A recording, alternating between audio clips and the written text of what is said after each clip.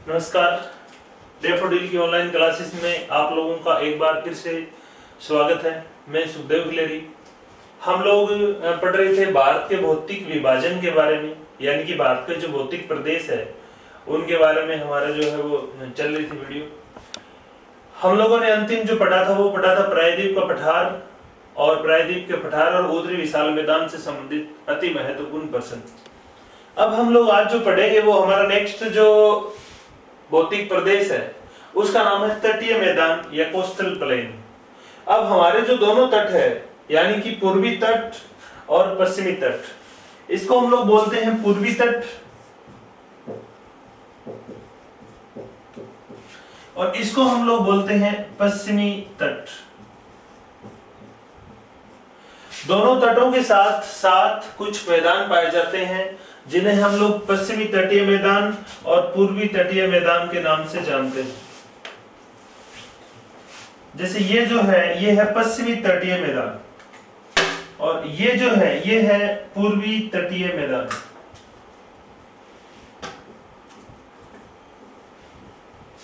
दोनों तटों के साथ साथ जो मैदान पाए जाते हैं उनको हम लोग पश्चिमी और पूर्वी तटीय मैदानों के नाम से जानते हैं। अब यहाँ पर हमें ध्यान देना है कि जो पश्चिमी और पूर्वी दोनों तटीय जो मैदान है ये कहाँ पाए जाते हैं।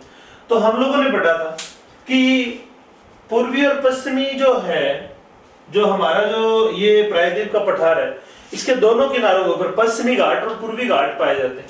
यानी कि इस क्षेत्र में अंदर कुछ जैसे पहाड़ियां पाई जाती है इस प्रकार से, जैसे ये हम लोगों ने पढ़ा था। तो इसे हम बोलते हैं पश्चिमी घाट। और पूर्वी तट के साथ साथ भी जैसे कुछ पहाड़ी है वो पाई जाती है, हम लोगों ने ये पढ़ा था, तो उसको हम लोग बोलते हैं पूर्वी घाट।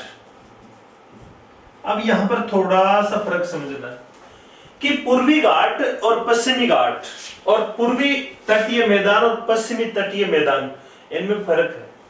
अब ये तो घाट यहां तक है, ये घाट है जो रेड कलर में मैंने दिखाया, लेकिन जो ब्लू कलर में दिखा रखा है नीले कलर में, ये तटीय मैदान है। तो तटीय मैदानों की हम अगर बात करें तो तटीय मैदान कहां पाए जाते हैं? पश्चिमी और पूर्वी घाटों और सागर के बीच का भाग तटीय मैदान कहलाता है। अब यहां पर यह चीज ध्यान में देनी है कि पश्चिमी घाट और अरब सागर के बीच ये जो क्षेत्र है, इस क्षेत्र को हम लोग क्या कहते हैं? इस क्षेत्र को हम लोग कहते हैं तटीय मैदान, पश्चिमी तटीय मैदान। पश्चिमी घाट और अरब सागर के बीच का क्या कहलाता है? पश्चिमी तटीय मैदान कहलाता है। और पूर्वी घाट और बंगाल की खाड़ी के बीच का जो ये है, ये पूर्वी घाट है। जैसे ये पूर्वी घाट की पहाड़ियां हैं और इसके और बंगाल की खाड़ी के बीच का ये जो मैदानी भाग है, इसे हम लोग कहते हैं पूर्वी तटीय मैदान।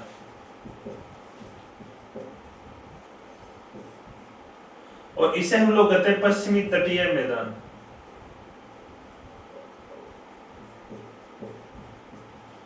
इस प्रकार से पूर्वी तटीय मैदान और पश्चिमी तटीय मैदान दोनों तटों के साथ साथ पाए जाते हैं।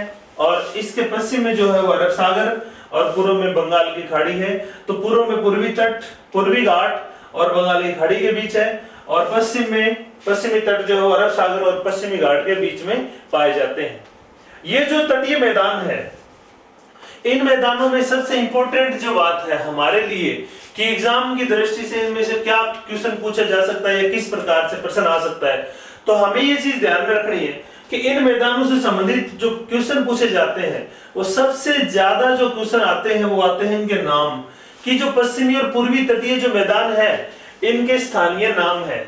जैसे कोंकण सुना होगा, कन्नड़ सुना होगा आप लोगों ने, मालाबार तटीय मैदान सुना होगा, कोरोमंडल तटीय मैदान आप लोगों ने सुना होगा। इस प्रकार के जो नाम है वो इंपॉर्टेंट है। इसमें पूछा जाता है कि कौन सा जो मैदान है वो किस क्षेत्र में पाया जाता है, या यूं कहा जाता है, या यूं क्वेश्चन पूछ लेते हैं कि महाराष्ट्र से लगते तटीय मैदान को किस नाम से जाना जाता है। तो वो मोस्ट इंपोर्टेंट है फैक्ट इसके अंदर जो है वो हमारे लिए। थोड़ी सी और अगर हम लोग गहराई की बात करें कि ये जो मैदान है इनका निर्माण क्यों हुआ? तो इनके निर्माण की दृष्टि से अगर हम बात करें तो ये जो मैदान है इनको निर्माण में, जैसे जो पूर्वी तटीय मैदान है, इनकी उत्पत्ति के लिए तो इस क्षेत्र में बहने वाली नदियां जिम्मेवार है। यानी कि पूर्वी तटीय मैदान के साथ साथ जो नदियां बहती है, जैसे महानदी, गोदावरी, कृष्णा और कावेरी, ये जो नदियां हैं ये सारी की सारी नदियां डेल्टा बनाती है। उत्तर से दक्षिण तक ये जो नदियां हैं ये डेल्टा बनाती है, और इन नदियों द्वारा बने डेल्टाओं के कारण जो पूर्वी तटीय मैदान है वो अपेक्षाकृत अधिक चौड़ा है, इसकी चौड़ाई ज्यादा है। लेकिन पश्चिमी जो तटीय मैदान है यहां पर जो नदियां हैं वो डेल्टा नहीं बनाती, वो एस्चुरी बनाती है, या हम यूं कहें कि ज्वार नद मुख बनाती है। और इसी के कारण क्या है कि पश्चिमी जो तटीय मैदान है वो पूर्वी तटीय मैदान की अपेक्षा संकरा है, इसकी चौड़ाई क्या है? कम है। पश्चिमी तटीय मैदान की जो औसत चौड़ाई मानी जाती है वो 65 किलोमीटर ही मानी जाती है, और पूर्वी तटीय मैदान की जो औसत चौड़ाई है वो लगभग 120 किलोमीटर मानी जाती है। तो यानी कि इनका फर्क है, चौड़ाई जो है वो दोनों की अलग अलग है। इनकी उत्पत्ति पूर्वी तटीय मैदान जो है वो नदियों द्वारा लाकर बिछाई गई मिट्टी अवसादों के जमाव के कारण बना। पश्चिमी तटीय जो मैदान है ये भी जो है वो नदियों द्वारा एस्चुरी बनी है। लेकिन पश्चिमी तटीय मैदान और पूर्वी तटीय मैदान की उत्पत्ति में कुछ और चीजें जैसे योगदान है आंतरिक हलचलों के कारण, जैसे कुछ भाग ऊपर उठ जाता है तो जैसे वो मैदान यानी कि स्थलखंड का भाग समुद्र से ऊपर निकल गया तो वो भी एक मैदान का रूप ले लिया, या कोई भाग नीचे डूब गया तो उसके ऊपर जैसे नदियों द्वारा जमाओं के कारण भी मैदान ने जो मैदान का रूप है वो ले लिया। तो इस दृष्टि से अगर हम बात करें तो जो पश्चिमी तटीय मैदान है ये ऊपर उठे हुए भाग का और नीचे यानी कि जलमग्न हम लोग कह सकते हैं जो भाग पानी में डूब जाता है, स्थल का कोई भाग अगर जल में डूब जाता है तो उसे हम कहते हैं सबमर्जेंस या जलमग्न भाग। और अगर स्थल का कोई भाग समुद्र से ऊपर निकल जाता है तो उससे हम कहते हैं एमरजेंस या उत्थित स्थलखंड, या ऐसा भाग जो समुद्र से ऊपर निकल जाता हो। तो इसके निर्माण में यानी कि जो पश्चिमी तटीय मैदान है इसके निर्माण में ऊपर उठना भी जिम्मेवार रहा है और स्थलखंड का नीचे धंसना भी जिम्मेवार रहा है। तो इसका जो उत्तरी भाग है, पश्चिमी तटीय मैदान का जो उत्तरी भाग है, ये अगर हम कहें कि किसका उदाहरण है तो ये जलमग्न का उदाहरण है, ये सबमर्जेंस का उदाहरण है।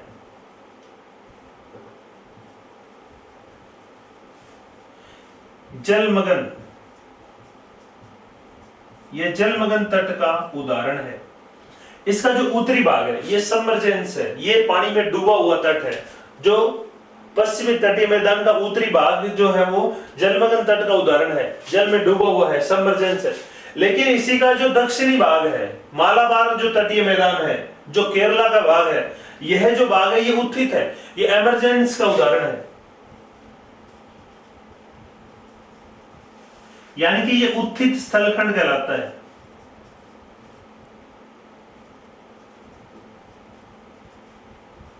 ऊपर उठा हुआ। तो इस प्रकार से जो पश्चिमी तटीय मैदान है ये दोनों प्रकार के तटों का उदाहरण है, एमरजेंस, सबमर्जेंस, ऊपर उठा हुआ और नीचे बैठा हुआ, या जलमग्न तट सबमर्जेंस, नीचे डूबने वाला भाग एमरजेंस, उत्थित स्थलखंड ऊपर उठने वाला भाग, ये दोनों का उदाहरण है। लेकिन जो पूर्वी तटीय मैदान है और इसका जो दक्षिणी भाग है, खास करके कोरोमंडल का तट, ये जो तट है ये एमरजेंस का उदाहरण है, ऊपर उठे हुए तट का भाग है, उत्थित है यह भी।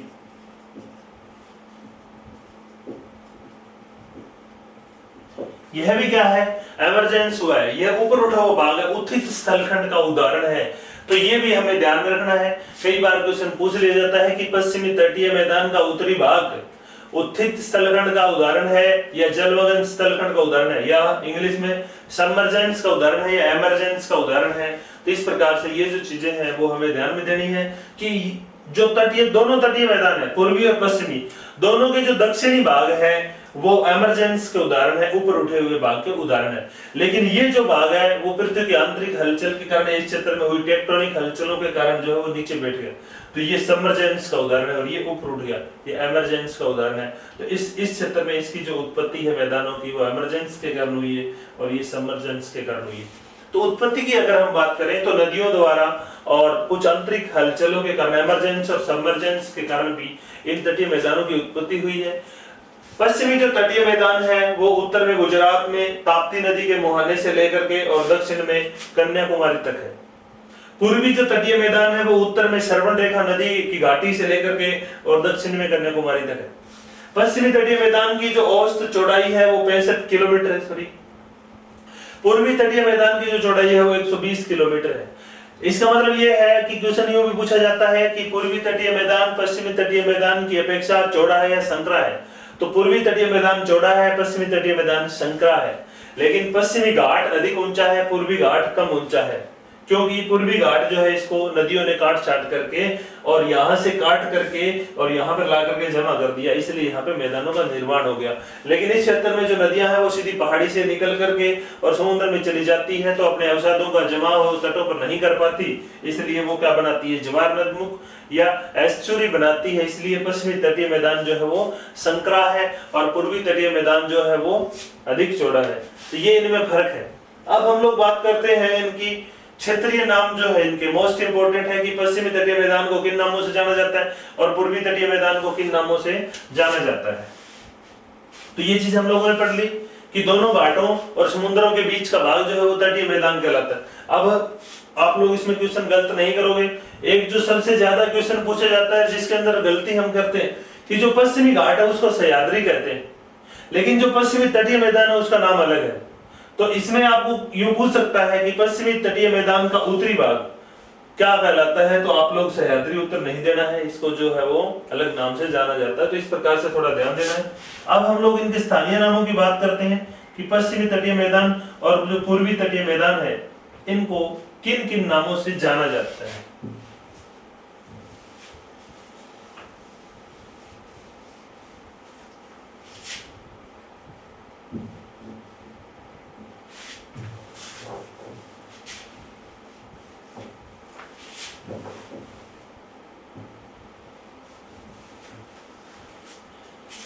सबसे पहले पश्चिमी तटीय मैदान की बात हम लोग कर लेते हैं।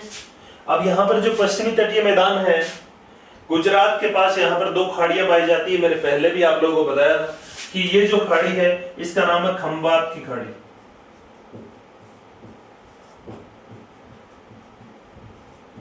इसका नाम है कच्छ की खाड़ी। और खाड़ी होती है ऐसा जल भाग जो तीन ओर से स्थल से घिरा हो। इसके इधर भी स्थल है, इधर भी स्थल है, इधर भी स्थल है, इसके यहाँ भी स्थल है, यहाँ भी है और यहाँ भी। तो ऐसा जलीय भाग जो तीन ओर से स्थल से घिरा हो उसे खाड़ी कहते हैं, और ऐसा स्थल भाग जो तीन ओर से जल से घिरा हो उसे प्रायद्वीप कहते हैं। तो यहाँ पर दो प्रायद्वीप पाए जाते हैं। इसको हम लोग बोलते हैं कच्छ प्रायद्वीप, कच्छ प्रायद्वीप। इसको हम बोलते हैं काठियावाड़ प्रायद्वीप। काठियावाड़ प्रायद्वीप और कच्छ प्रायद्वीप गुजरात के जो तटीय मैदान है इसका भाग है। उत्तर में कच्छ प्रायद्वीप पड़ता है और दक्षिण में काठियावाड़ प्रायद्वीप पड़ता है। ये भी गुजरात में पड़ता है। एक बार नेट में क्वेश्चन पूछा गया था कि काठियावाड़ जो प्रायद्वीप है वो पश्चिमी तटीय मैदान के किस भाग में पड़ता है, तो ये उत्तरी भाग में पड़ता है। ये जो क्षेत्र है यहां तक, इसे कहते हैं गुजरात का मैदान।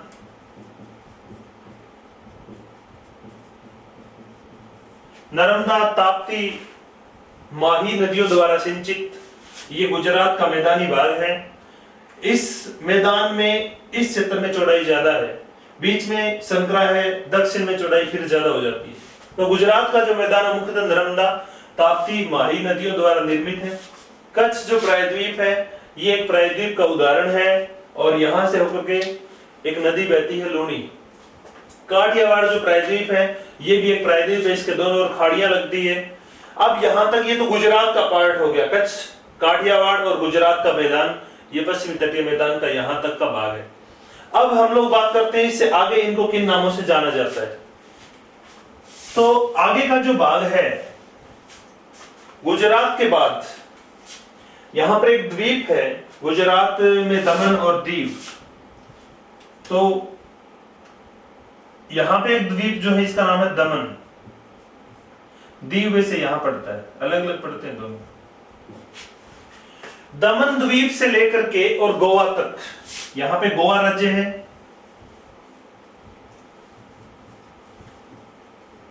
दमन से लेकर के गोवा के बीच का जो लगभग 500 किलोमीटर का जो तटीय मैदान है, यानी कि ये जो संपूर्ण मैदानी भाग है, इसे कहते हैं कोंकण तट। इसे क्या कहते हैं? कोंकण तट।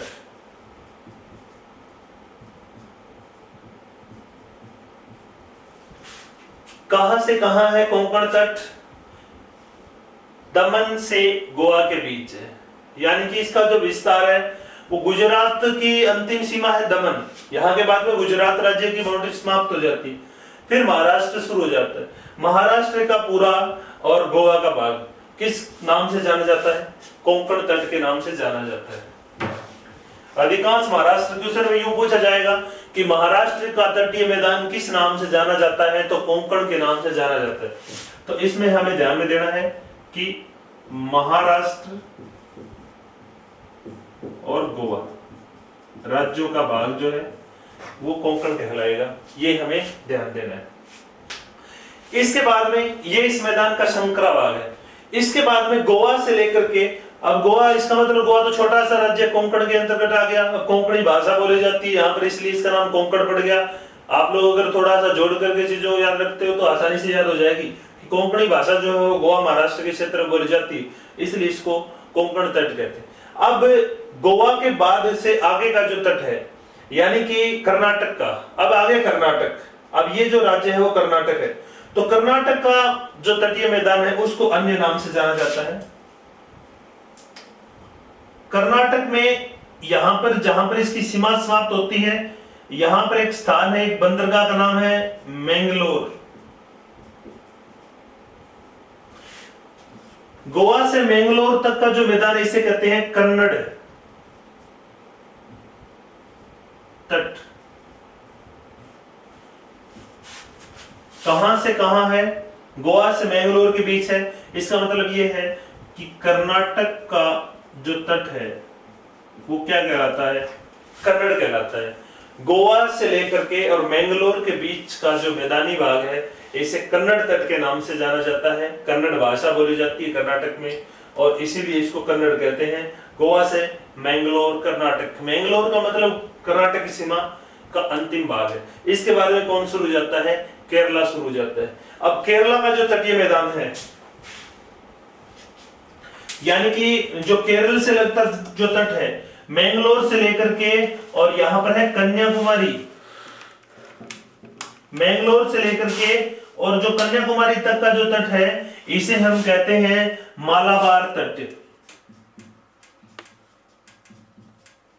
मालाबार तट किस राज्य का भाग है? केरल का। केरल का जो तट है वो किस नाम से जाना जाता है? यह मालाबार के नाम से जाना जाता है। यह आपको ध्यान में रखना है कि केरल का तट मालाबार कहलाता है। अब मैं दोबारा रिपीट कर देता हूं, कच्छ और काठियावाड़ प्रायद्वीप और गुजरात का मैदान गुजरात राज्य में पड़ते हैं। महाराष्ट्र का जो तटीय मैदान है, महाराष्ट्र गोवा का कोंकण कहलाता है। कर्नाटक का जो तटीय मैदान है इसे कन्नड़ तट कहते हैं। केरला का जो तटीय मैदान है इसे मालाबार तट कहते हैं। ये तीनों के तीनों जो तट है, कोंकण, कन्नड़ और मालाबार, मोस्ट इंपोर्टेंट है। कोंकण कोंकणी भाषा से याद रख सकते हो, कन्नड़ को कन्नड़ भाषा से याद रख सकते हो और बच गया वो मालाबार हो जाएगा। अब केरला में पश्चिमी तटीय मैदान की चौड़ाई है वो ज्यादा है, यानी कि ये जो भाग है वो चौड़ा है। केरला में इस मालाबार तटीय मैदान में कुछ झीलें पाई जाती है और वो होती है लेगून झीलें। अब यहां पर तटों के साथ साथ कुछ संकरी और लंबी झीलें पाई जाती है, इस प्रकार से।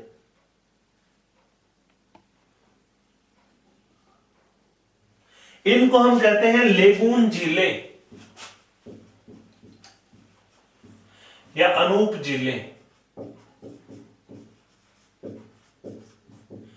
समुद्र के किनारे पाई जाने वाली ऐसी लंबी और संकरी झीलें जिनमें समुद्र का खारा जल भरा रहता हो, इनको हम लेगून झीलें कहते हैं। जैसे भारत की उड़ीसा में पाई जाने वाली चिल्का एक लेगून झील का उदाहरण है, जो भारत की सबसे बड़ी खारे पानी की झील है। तो ये जो लेगून झीलें होती है, जो केरला में मालाबार तटीय क्षेत्र में पाई जाती है, इनको यहां पर कहते हैं कयाल। ये मोस्ट इंपोर्टेंट है कि कयाल किनको बोला जाता है? कयाल लेगून झीलों को बोला जाता है। कहां पे? केरला में। तो केरल में लेगून झीलों को क्या कहते हैं? कयाल कहते हैं। इसके कुछ उदाहरण है, जैसे वेम्बनाड, जैसे पुन्नामद्दा, जैसे अष्टमुड़ी,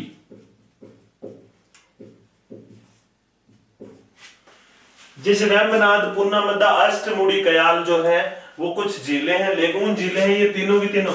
और ये यहां पर क्या कहलाती है? कयाल कहलाती। तो केरल के मालाबार तटीय क्षेत्र में पाई जाने वाली लेगून झीलों को यहाँ पर कयाल कहते हैं। और ये जो लेगून झीलें होती है ये बड़ी महत्वपूर्ण होती है। यहाँ पे आंतरिक परिवहन के लिए महत्वपूर्ण होती है। यहाँ पे ये जो झीलें होती है वो पर्यटन के लिए महत्वपूर्ण होती है, क्योंकि यहाँ पे नौकादौड़ प्रतियोगिताएं होती है। नौकादौड़ प्रतियोगिताएं यहाँ पर करवाई जाती है।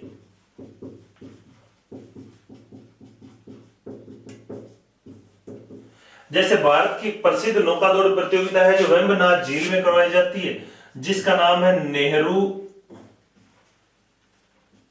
वल्लमकली प्रतियोगिता।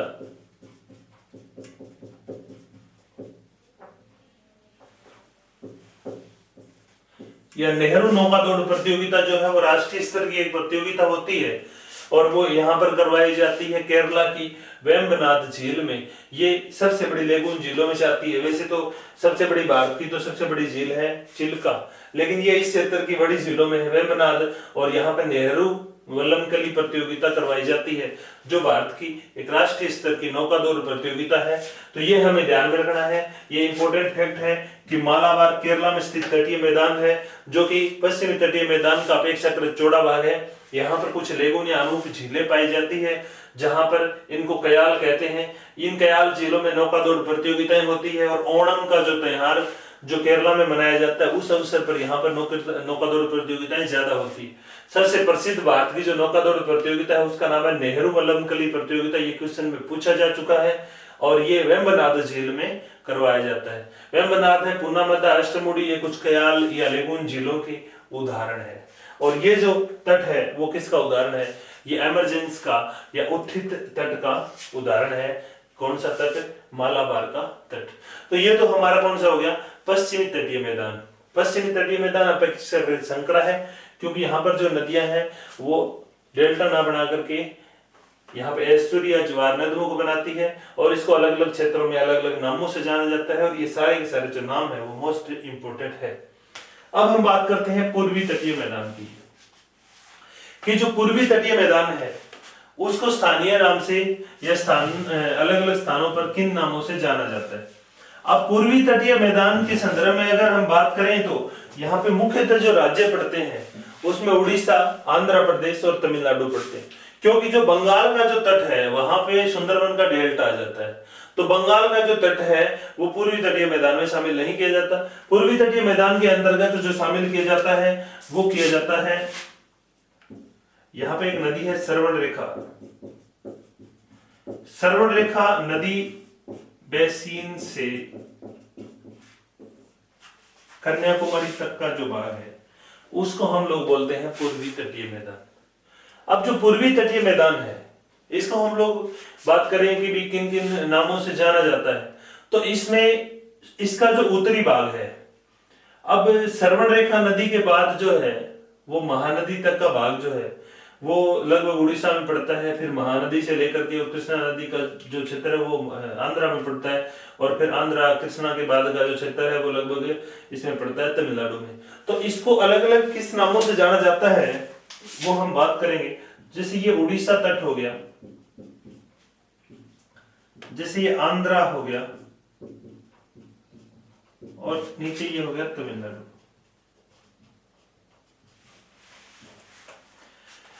सबसे पहले जो उड़ीसा तट है, यानी कि पूर्वी तटीय मैदान का जो उत्तरी भाग है,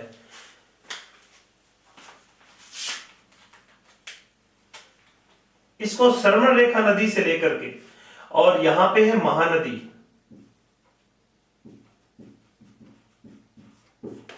सरमण रेखा और महानदी के बीच का जो तट है उड़ीसा में, इसे कहते हैं उत्कल।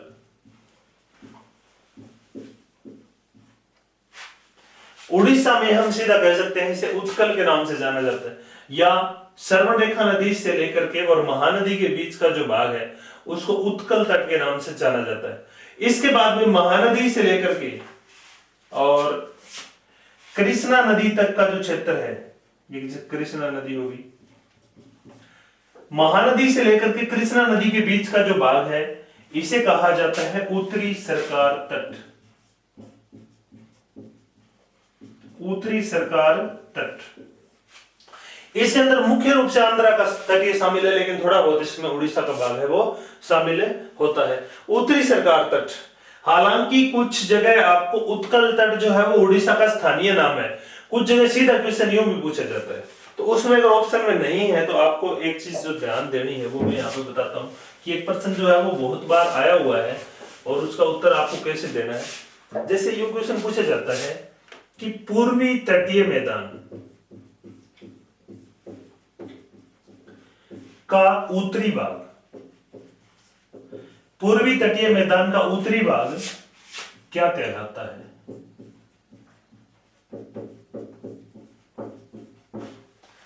अब इसमें ऑप्शन जो आपको देगा कि पूर्वी तटीय मैदान का उत्तरी भाग, तो इसमें ऑप्शन आपको मिलेगा कोरोमंडल,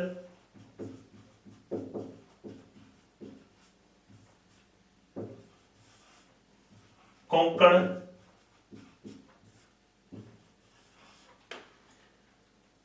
उत्तरी सरकार,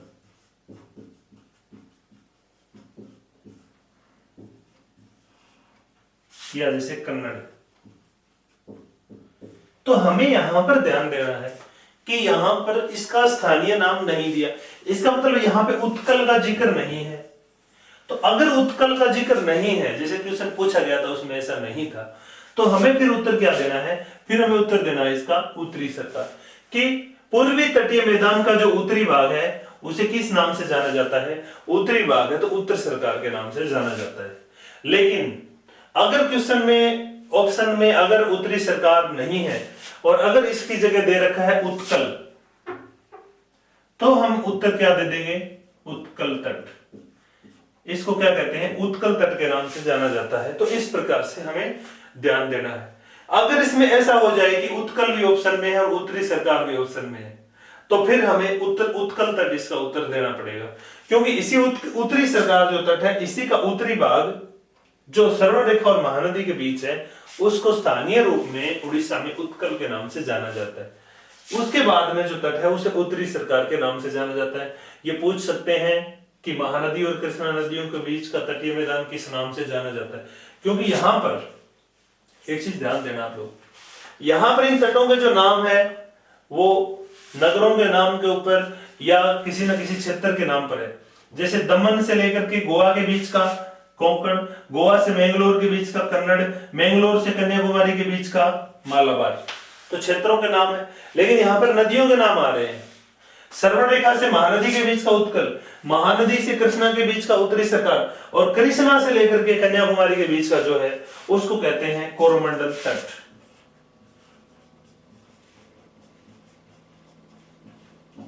कोरोमंडल तट।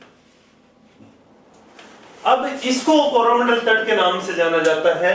यानी कि अगर क्वेश्चन दूसरी प्रकार से पूछ ले कि पूर्वी तटीय मैदान का दक्षिणी भाग क्या कहलाता है, तो एक ही उत्तर आएगा, कोरोमंडल तट। अब यह भी क्वेश्चन पूछा गया, पूर्वी तटीय मैदान का दक्षिणी भाग क्या कहलाता है?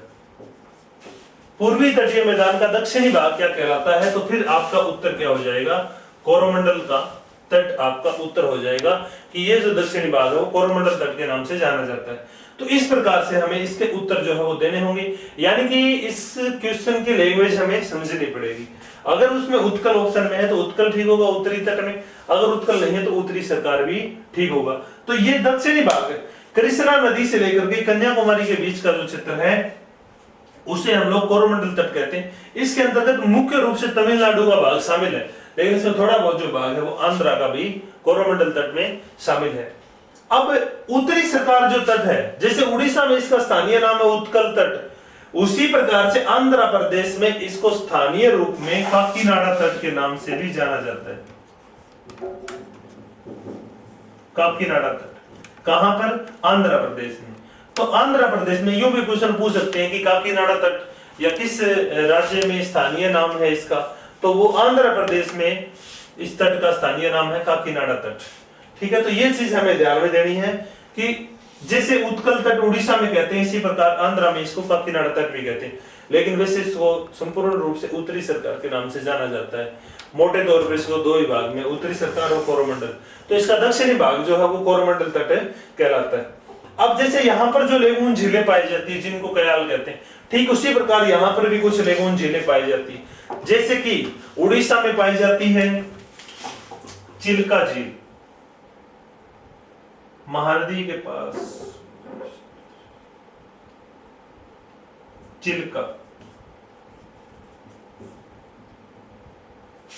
चिल्का झील जो है वो भी एक लेगून झील है जो पूर्वी तटीय मैदान में उड़ीसा में पाई जाती है और भारत की सबसे बड़ी खारे पानी की झील है। उसी प्रकार से उत्तरी सरकार जो तट है यहां पर एक झील पाई जाती है पुलिकट। पुलिकट झील भी कहां पड़ती है? आंध्र प्रदेश में पड़ती है।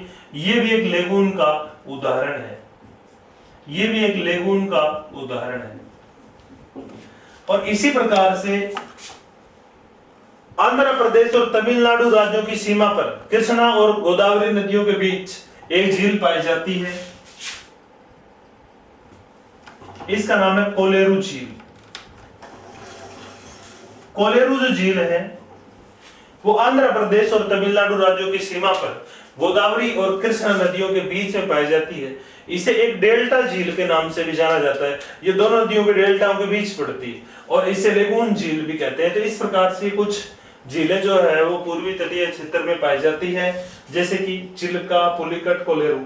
पुलिकट ओनली आंध्र प्रदेश में पड़ती है, चिल्का जो है वो उड़ीसा में पड़ती है, कोलेरू जो है वो दोनों राज्यों की सीमा पर पड़ती है। तो ये चीज हमें ध्यान में देनी है। तो ये तो बात होगी पूर्वी तटीय मैदान और पश्चिमी तटीय मैदान की, कि पश्चिमी तटीय मैदान को उत्तर में कच्छ, काठियावाड़ प्रायद्वीप और गुजरात का मैदान कहते हैं, इसे महाराष्ट्र और गोवा में कोंकण कहते हैं, इसे कर्नाटक में कन्नड़ कहते हैं, इसे केरला में मालाबार कहते हैं, जहां पर लेगून झीलें पाई जाती है जिनको कयाल कहते हैं, जिसे पुन्नावद्दा वेम्बनाड कयाल है। और वेम्बनाड जो कयाल है यहाँ पे नेहरू नौकादौड़ प्रतियोगिता होती है। इसी प्रकार से पूर्वी तटीय मैदान जो है वो स्वर्णरेखा नदी से लेकर के कन्याकुमारी तक है। स्वर्णरेखा और महानदी के बीच से उत्कल तट कहते हैं, महानदी से कृष्णा के बीच में इसे उत्तरी सरकार कहते हैं, कृष्णा से कन्याकुमारी तक इसे कोरोमंडल तट कहते हैं। और ये जो तट है इसे स्थानीय रूप में आंध्र प्रदेश में काकीनाडा के नाम से भी जाना जाता है। और यहाँ पे कुछ लेगून झीलें पाई जाती है, जैसे चिल्का, पुलिकट, कोलेरू। कोरोमंडल जो तटीय मैदानी क्षेत्र है, या हम लोग कहें कि पूर्वी जो तट है, ये दक्षिणी पश्चिमी मानसून पवनों और उत्तरी पूर्वी मानसून पवनों, दोनों मानसून पवनों से वर्षा प्राप्त करता है। ये भी ध्यान रखना। कोरोमंडल का तट हम आगे मानसून में उसमें जलवायु में पढ़ेंगे कि भारत का एकमात्र ऐसा क्षेत्र है जहाँ पे एएस जलवायु पाई जाती है, समर ड्राई, यानी कि यहाँ पे ग्रीष्म ऋतु में जब पूरे भारत में वर्षा हो रही होती है यहाँ पे वर्षा नहीं होती। लेकिन कोरोमंडल तट के ऊपर वापस लौटती हुई मानसून पवनें और उत्तर पूर्वी मानसून पवनें बारिश करती है, तो फिर यहाँ पर बारिश होती है, यानी कि शीतकाल में इस क्षेत्र में बारिश होती है, खास करके अक्टूबर नवंबर के महीनों में। तो ये कोरोमंडल का जो तट है वो इस दृष्टि से, जलवायु की दृष्टि से बड़ा महत्वपूर्ण है, हम लोग वहां पर बात करेंगे। तो ये उभरा हुआ भाग है भारत का, खास करके तमिलनाडु का क्षेत्र जो है वो कोरोमंडल के तट के नाम से जाना जाता है। और लगभग इंडिया ज्योग्राफी में एक पर्सन जो है वो इस क्षेत्र से संबंध में पूछ लिया जाता है कैसे ही करके। जिससे कावेरी नदी की हम बात कर रहे थे, तो कावेरी नदी के उत्तरी भाग में जो है दक्षिण पश्चिम मानसून से वर्षा प्राप्त होती है और इसके दक्षिणी भाग में उत्तर पूर्वी मानसून से वर्षा प्राप्त होती है, इसलिए कावेरी है वो सारा साल बहती है। कावेरी नदी का बेसिन जो तमिलनाडु में कोरोमंडल तटीय क्षेत्र है, यहाँ पे चावल की कृषि करती है, इसलिए इसे दक्षिण भारत का चावल का कटोरा कहते हैं। और यहीं पे जो है वो वापस लौटती है, मानसून में वर्षा प्राप्त करती है। यहाँ पे ग्रीष्म ऋतु शुष्क होती है, इसलिए एएस जलवायु पाई जाती है कोपेन के अकॉर्डिंग। तो ये जो क्षेत्र है वो बहुत महत्वपूर्ण है, 1% यहाँ से जरूर आता है। बाकी डिटेल में बात हम लोग जब जलवायु करेंगे तो उसमें भी पढ़ेंगे। तो आज के लिए हमारा जो टॉपिक है वो इतना ही है कि तटीय मैदान जो है वो पूर्वी और पश्चिमी तटीय मैदान है, हम लोगों ने आज पढ़े। आप लोगों को अगर वीडियो अच्छा लगे तो आप लोग वीडियो को लाइक और शेयर जरूर करें। अगर चैनल को सब्सक्राइब नहीं किया है तो आप लोग चैनल को सब्सक्राइब करें। धन्यवाद।